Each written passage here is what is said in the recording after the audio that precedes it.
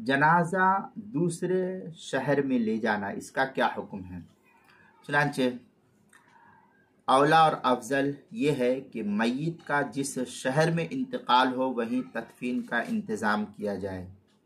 अलबत्ता अगर किसी माकूल उज़्र की वजह से दूसरी जगह मुंतकिल किया जाए तो इसकी भी गुंजाइश है, बशर्ते कि ज़्यादा ताख़ीर न हो। मसलन जिस शहर में जनाजा है, मसलन एक मिसालन मैं अर्ज़ करूँ आपको कि किसी बिहार के इलाके में है आप, दरभंगा ज़िला में, अब यहाँ सैलाबी सूरत हाल है कि कहीं जगह ही नहीं है दफन करने की।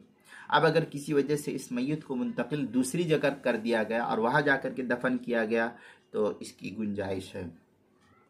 फतवा आलमगिरिया में है वकदा लव मात फी गैरि बल्दी यस्तहिब तर्कुहु फ़इन नक़ल इला मिस्र आखर ला बअस बिही।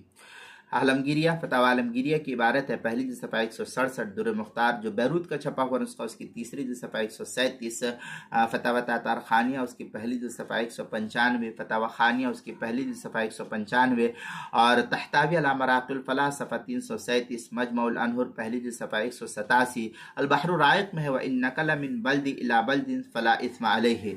ये अल बहर राइक़ की इबारत है, पहली सफ़ा 195, किताबुल मसाइल दूसरी सफ़ा 74 पर भी इसको नकल किया गया है।